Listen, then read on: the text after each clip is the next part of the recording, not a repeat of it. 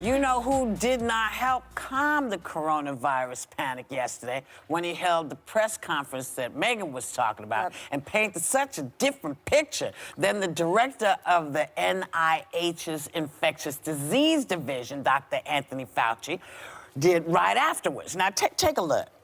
There's no need for anybody in the country to hoard essential food supplies. They said to me, could you please tell them, just go and buy, enjoy it, have a nice dinner, relax, because there's plenty, but you don't have to buy the quantities. The worst is yes ahead for us.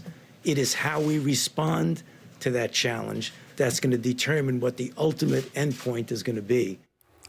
So this is adding to the anxiety, but tell people what you want them to know, please. Oh my gosh, Whoopi. I mean, first of all, here's how I look at this as a doctor. Let's say the country is a patient about to be wheeled into the operating room, right?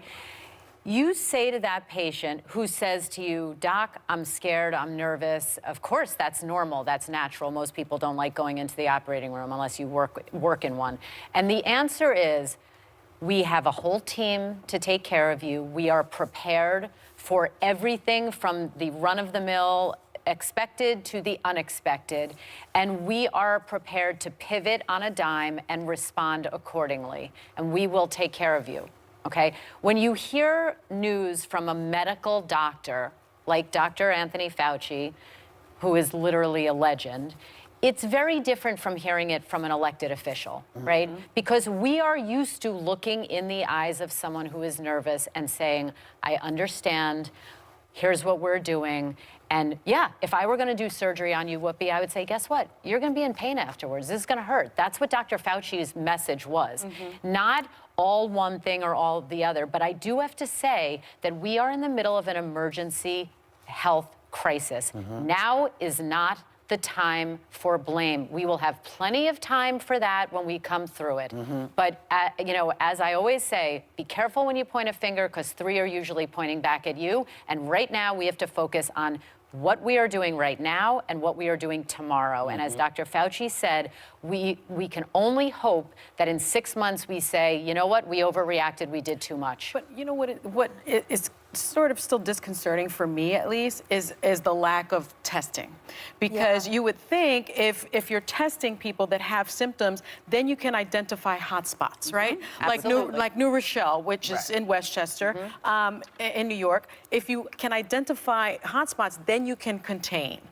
Here, and flatten the curve. Here, we have tested, what, 14,000 people? You have a country like South Korea that's testing hundreds of thousands of people every single day. Very important point, Sonny, and I want to say two things quickly about testing. Number one, in South Korea, of all the people they tested, they only got about 4% positive. That's important information. We do need to test more people, and we want to see a lot of negatives, okay? Right now, you'll be tested first for the flu, and if that comes back negative, eventually, depending on where you live, for coronavirus. But I want to be clear, the drive-by testing is not fully operational yet in many, many places, and that is adding to the fear and frustration. But I don't understand why it's not operational, because the World Health Organization offered the United States this test in January. Why are we now in March and we have this pandemic going on and we don't have There's a lot of test. questions, and we're waiting any day now for the clinical data on the U.S. cases has not been released either, and we need that information. I also don't like the idea of politicizing it in the sense that, like, oh, it's all Republicans' fault, oh, it's all, like, Democrats' fault.